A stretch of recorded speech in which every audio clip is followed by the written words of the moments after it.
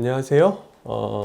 발기부전, 그 중에서도 이제 발기부전의 수술적 치료인 팽창 임플란트 수술을 주로 하고 있는 비형외과 전문의 박성훈입니다. 남성의 정석 계속 이어서 말씀드리도록 할게요. 오늘 볼 챕터는 이제 혈관 재건술이거든요.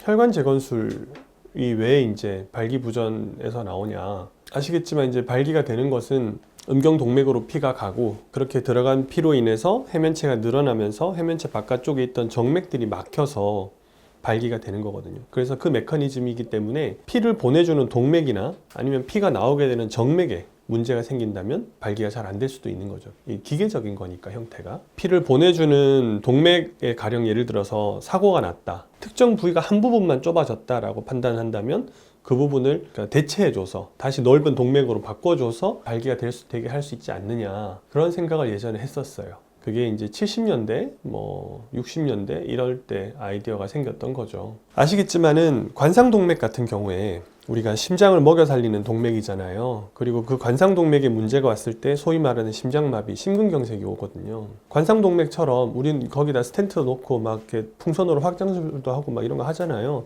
그거랑 마찬가지 상황이 골반에 있다면 똑같이 밑에 하면 되지 않을까, 이렇게 생각을 했던 거예요. 그런데 음경동맥은 문제가 그렇게 간단치가 않습니다. 관상동맥은 최소한 하나만 있는 게 아니고 3갈래 혹은 4갈래 이렇게 분지들이 있어요. 근데 음경동맥은 하나가 그냥 쭉 끝까지 가는 거예요. 그래서 한 군데가 막히는 경우들이 있는 게 아니라 전부 다 나빠지는 거예요. 그러니까 전체를 다 갈아낼 수는 없잖아요. 혈관을 한 부분만 넓힐 수도 없는 거고. 그래서 이제 그게 첫 번째 문제였고, 두 번째는 음경동맥은 관상동맥 두께의 5분의 1밖에 안 돼요. 훨씬 가늘어요. 가늘다는 얘기는 거기에 뭔가 시술을 할 수가 없다는 얘기예요. 지금 우리가 가지고 있는 걸로는. 그리고 앞으로도 아마 그럴 것 같다. 그래서 동맥 재건술은 60년대 후반, 70년대 초반 정도에 논문이 좀 나오다가 그 이후로는 효과가 없다라고 해서 더 이상 연구를 하지 않아요. 두 번째 방식은 이제 아까 얘기했던 동맥이 있고 정맥이 있으니까 정맥이 문제인 환자들도 있을 거 아니냐, 그래서 정맥을 손을 봐주면 될 거 아니냐 해서 정맥 결찰술이라는 게 나왔었어요. 컵에다가 물을 따라서 그걸 채워야 되는 건데, 정맥이 문제가 있다면 컵 바닥에 구멍이 나 있는 거예요. 다른 사람보다 큰 구멍이 나 있는 거지. 그러니까 그 구멍을 메꿔주면은 물이 잘 찰 수 있는 거 아니야 라고 생각을 했던 거예요. 저 역시도 정맥 결찰술을 선택적으로 젊은 환자들에게만 정맥 결찰술을 시도했던 적이 있어요. 총 환자 케이스 수가 한 40케이스 정도 됐었거든요. 수술할 때는 평소에도 그렇지만 정맥 결찰술 같은 경우에는 강박적일 필요가 있어요. 마음껏 제 강박증을 잘 활용해서 엄청나게 정맥을 많이 잡았던 거예요. 근데 사실 제가 기대하던 것만큼 성적이 좋지 않았어요. 첫 번째는 누가 좋을 거고 누가 좋지 않을 거를 예상할 수가 없어요. 40명 중에 결과적으로는 딱 2명밖에 없었어요. 딱 논문대로더라고요.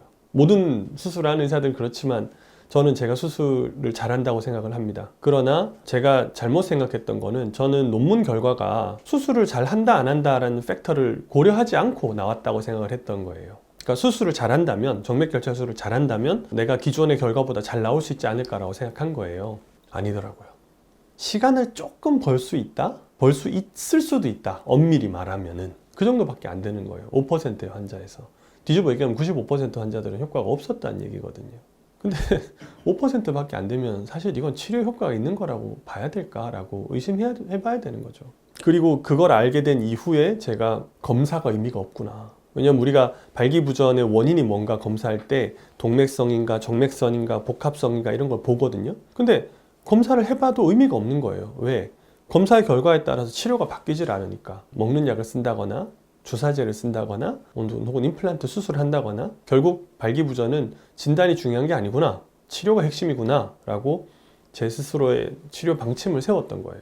실제 발기부전은 진료를 이렇게 해야 된다라고 딱 정해진 게 없습니다. 가이드라인이 있긴 한데 그 가이드라인도 내용이 굉장히 모호해요. 그런 면들을 고려했을 때 한국에 맞는, 특히나 제가 보는 진료에 맞는 가이드라인을 저는 제가 만들어야 됐었어요. 여튼 그래서 오늘 이제 제가 말씀드린 내용을 요약해보자면, 발기부전 치료에 있어서 혈관 재건술, 그것이 동맥이든 정맥이든 예전에 시도되었으나 효과가 없기 때문에 더 이상은 시도하지 않고 있다. 그런 부분들을 고려하셔가지고 만약에 이 문제로 고민하신다면은 어떻게 치료를 할 건가를 좀 생각해 보시면 도움이 될 것 같아요.